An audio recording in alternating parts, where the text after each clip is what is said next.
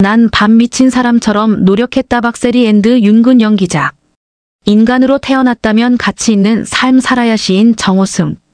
진실은 밝혀지기 마련이다. 직장갑질 119 윤지영 대표.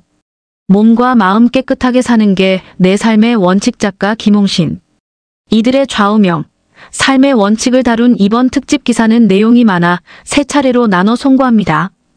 이번이 첫 번째이며 두 번째 기사는 다음 주 초에 송고할 예정입니다. 이미지 확대. 연합뉴스와 삶 인터뷰 중인 박세리 전 골프 선수. 삶 인터뷰이들이 말한 삶의 원칙은 다양했다. 특징이 있다면 이들은 매 순간 최선을 다하는 치열한 삶, 가능하면 다른 사람을 돕는 이타적인 삶, 역경을 기회로 삼는 긍정적인 삶을 살고자 했다. 삶의 구체적인 목표는 세우지 않는다는 인터뷰이도 꽤 있었다. 예상할 수 없는 돌발 상황이 많아 목표 달성이 쉽지 않은 데다 현실에 집중하는 것이 더 중요하기 때문이라고 했다. 다음은 2022년 9월부터 진행된 삶 인터뷰 송고 내용 가운데 인터뷰이들이 언급한 삶의 좌우명과 목표, 원칙 등을 골라 별도로 묶은 것이다. 맨발의 박세리. 1998년 제53회 US 여자 오픈 골프 대회 18번 홀에서 신발과 양말을 벗고 물속에서 샷하는 박세리. 그는 이 대회에서 우승을 차지했다. 박세리 전 골프 선수.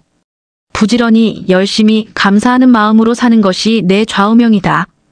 일하고 있고 기회가 있고 무엇인가 할 수 있는 사람이라는 점에서 항상 감사하다. 나는 그동안 국민으로부터 많은 사랑을 받았다. 이제는 베풀어야 한다고 생각한다. 선수 시절 나도 느닷없이 슬럼프가 왔다.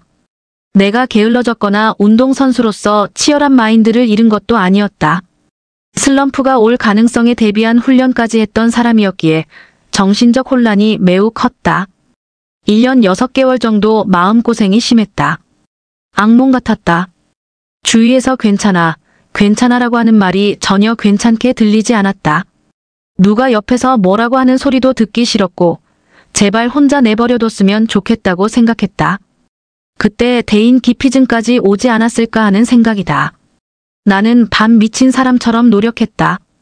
잠도 덜 자고 더 많이 연습했으며 먹는 것, 자는 것 모든 것을 철저하게 했지만 점점 나빠졌다. 그때 손가락 부상까지 와서 아예 골프채를 잡지 못하는 지경이 됐다. 어느 날 지인이 낚시를 권했고 그걸 하면서 마음이 서서히 정리됐다. 다시 연습하면서 나한테 스스로 이야기하곤 했다. 어제보다 오늘이 좋아졌고 내일은 오늘보다 좋아지겠지. 어느 순간 다시 우승하게 됐다. 연합뉴스와 삶 인터뷰 중인 정호승 시인. 정호승 시인. 인간으로 태어났다면 가치 있는 삶을 살아야 한다고 생각한다. 나는 1973년 등단 이후 1980년대까지 시대의 눈물을 닦아주기 위해 시를 쓴다고 생각했다. 이제는 인간인 나 자신의 눈물을 닦기 위해서 시를 쓴다. 그것이 다른 사람의 눈물을 닦아주는 것이기도 하다. 시인으로서 다른 사람의 눈물을 닦아줄 수 있다면 그게 얼마나 가치 있는 일인가. 나는 이제 70대 후반이다. 지금은 건강하지만 내일은 그렇지 않을 수 있다. 남아있는 인생이 어느 정도인지 모르지만 시간을 만들어서 열심히 시를 쓰고 싶다. 내 가슴 속에 더는 시가 남아있지 않아서 이제 죽어도 아쉬운 것이 없었으면 좋겠다. 모든 사람은 시인이다. 사람들이 자기 생업 때문에 시를 쓰지 않아서 시인이 대신 시를 쓴다고 생각한다. 사람들이 시를 읽을 때 좀 행복해졌으면 좋겠다. 시인이 무슨 의도로 썼을까를 생각하지 말았으면 한다. 시를 읽는 나의 마음, 내 생각이 중요하기 때문이다. 연합뉴스와 삶 인터뷰 중인 작가 김홍신. 소설 인간시장 작가 김홍신 전 국회의원. 내 삶의 원칙은 남들이 내 이름을 부를 때 기쁨이 되게 살자는 것이다. 되돌아보면 내가 꼭 남들에게 기쁨이 되게 살았던 것은 아니다. 실수한 게 많았다. 또 다른 원칙이 있다면 깨끗하게 살자는 것이다. 몸도 마음도 깨끗하게 살자는 것인데 그 점에서 저의 어머니와 친지들에게 고마움을 느낀다. 국회의원 시절 내가 깨끗하게 살 수 있도록 도와줬기 때문이다. 내가 국회의원이 됐다고 하니 친인척이나 주변 사람들이 어머니한테 와서 여러 가지 부탁을 했다. 나한테 직접 말하기 어려우니 어머니를 찾아간 것이다. 어머니는 냉정하게 거절했다. 나는 우리 아들을 그렇게 안 키웠다면서 되돌려보냈다. 그러니 어머니가 욕을 다 먹었다. 친구들도 나한테 들어오는 부탁을 차단했다.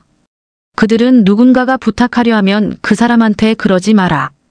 지금까지 자기 성질대로 살았는데 부탁하는 순간 너와의 인연이 끊어진다고 했다. 내가 국회의원이 되자 이름을 대면 알만한 사람이 봉투를 들고 찾아왔다. 나는 돈 봉투를 거부하고 엘리베이터까지 모셔다 드렸다. 일주일 뒤에 그분이 또 오셨다. 나는 그러면 제가 이걸 검찰에 넘기고 고발하는 수밖에 없습니다. 선배님, 이거 가져가세요 라고 정중하게 이야기했다. 역시 내가 국회의원으로 일할 때였다. 어떤 분은 장관이 되자마자 나한테 돈 봉투를 가져왔다. 나의 보좌진과 식사하라고 했다. 나는 감사합니다. 우리 보좌진과 식사하겠습니다. 그런데 이제 이거는 내 돈이죠. 그럼 장관이 되신 것을 축하한다는 의미로 이걸 드릴 테니 장관님이 간부들과 식사하십시오라고 했다. 그분은 왜 이러십니까? 라고 했고 나는 내 돈이니 내 마음대로 하는 것입니다 라고 했다. 그랬더니 그분은 무슨 뜻인지 알겠습니다라고 하고는 돈을 그대로 가져갔다. 삶 인터뷰 중인 국제구호 전문가 한비야. 국제구호 전문가 한비야. 즐겁고 자유롭게 기왕이면 남 도와주면서 사는 것이 내 삶의 원칙이다. 앞으로도 그렇게 살고 싶다. 나에게 성공은 내가 가진 힘을, 내가 하고 싶은 일에 아낌없이 쏟는 것이다. 나는 오지 여행을 하다 여러 참상을 보게 됐다. 아프리카에 여행을 갔는데 아이들이 온종일 나를 쫓아다녔다. 동양인이라서 신기했던 모양이다. 아이들의 손에 꽃반지와 시계를 그려주면서 함께 놀았다. 사진 찍을 때 혓바닥을 내미는 아이들이 얼마나 예뻤는지 모른다. 다른 곳에 갔다가 며칠 후에 그 마을에 들렀는데 아이들이 보이지 않았다. 일부러 어디에 숨은 줄 알았다. 알고 보니 마을에 급성설사가 돌아 아이들 몇 명이 갑자기 숨졌다는 것이다. 태어나서 한 번도 배부르게 먹지 못한 아이들이 설사하다 죽은 일이 발생한 것이다. 링거 한 병이면 치료가 가능한데 구하지 못했다. 죽어야 할 목숨이 아닌데 너무 분했다. 링거 한 명은 $1 정도다. 한국 돈으로 1,000원 조금 넘는 수준이다. 아프가니스탄 난민촌에서는 아이들과 놀았는데 지뢰를 밟아서 발 하나가 없어 목발을 짚는 여자아이가 있었다. 내가 난민촌을 떠날 때 그 아이가 빵을 건넸다. 놀아줘서 고맙다는 뜻으로 뭐라도 주고 싶었던 마음이었다. 난민촌에서 빵은 언제 생길지도 모르는 소중한 식량이다. 나는 이런 아이들을 보면서 난민구호를 해야겠다고 생각하게 됐다. 귀국 후 때마침 월드비전에서 함께 일하자는 연락이 왔다. 기쁜 마음으로 참여하게 됐다. 연합뉴스와 삶 인터뷰 중인 김재련 변호사. 변호사 김재련. 내 삶의 원칙은 최선을 다해서 할 수 있는 것을 다하고 결과에 대해서는 겸허히 받아들이자는 것이다.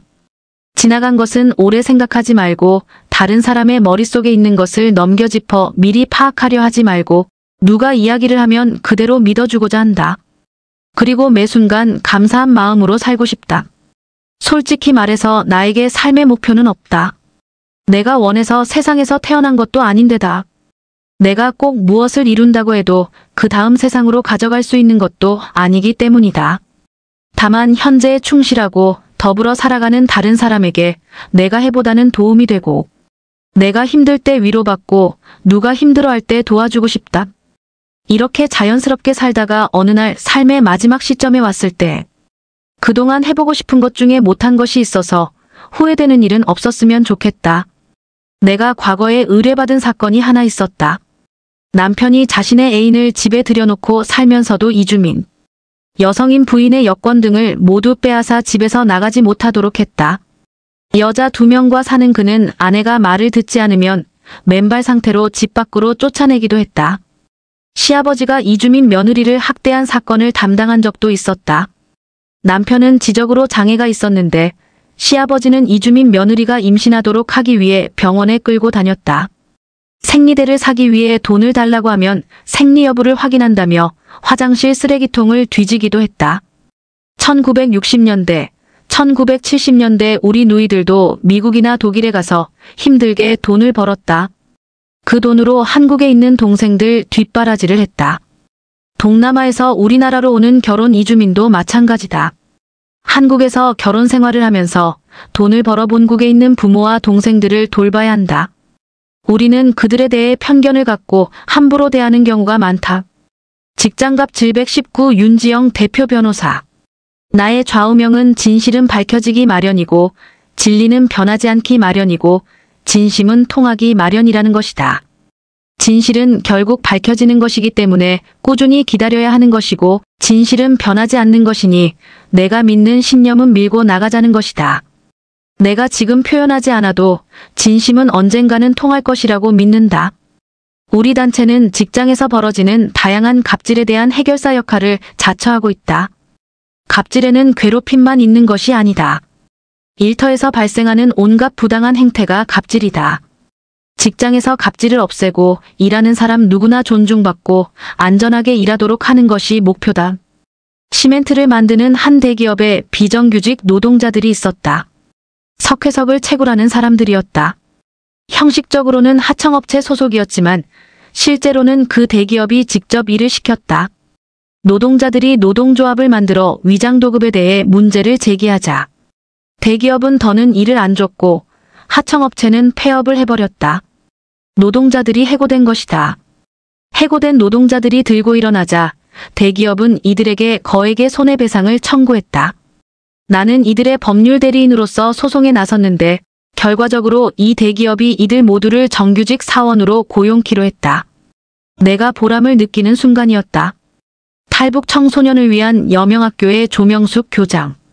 잘 살자는 것, 열심히 살자는 것이 내 삶의 원칙이다. 나는 죽을 때 나의 삶이 부끄럽지 않고 민망하지 않았으면 좋겠다. 내가 중국에서 탈북민을 도울 때 있었던 일이다. 어느 날 16세가량의 북한 남자아이가 울고 있다는 연락이 왔다. 달려가 보니 팔다리가 삐쩍 말랐고 끔뻑끔뻑하는 송아지 같은 눈은 공포에 질려 있었다. 얼굴은 못 먹어서 부었고 세포가 떨어져 나갈 것처럼 푸석푸석했다. 이야기를 들어보니 옥수수를 싣고 중국에서 북한으로 넘어온 열차가 있었다. 그 안에 몰래 들어간 그 아이는 바닥에 떨어진 옥수수 알갱이를 주워 먹다 자기도 모르게 잠들었는데 그 열차가 중국으로 되돌아왔다는 것이다. 그 아이의 부모는 식량난으로 이미 죽었고 동생 2명이 북한에 있었다. 극심한 기아 상태였던 그 아이는 굶고 있는 동생들을 살리러 북한으로 돌아가야 한다면서 한참을 울었다. 일단 음식을 먹인 뒤 호주머니에 약간의 돈과 사탕, 엿 등을 넣었다. 이런 것들은 아이가 먹을 게 아니다. 북한으로 가는 과정에서 빼앗길 것을 염두에 둔 것이다. 빼앗길 것이 있으면 잡혔을 때 덜 맞는다. 우리는 비교적 규모가 큰 달러를 작게 접어서 비닐에 싼 뒤 그 아이의 항문에 넣어줬다. 실로 연결해 잡아당겨 뺄 수 있도록 했다. 우리는 이 돈을 빼앗기지 말고 북한에 들어가 동생들을 먹여 살려야 한다고 신신당부했다. 우리는 그 아이가 두만강을 건너는 것을 숨죽여 지켜봤다. 다행히 그 아이는 총을 맞지 않고 무사히 건너갔다.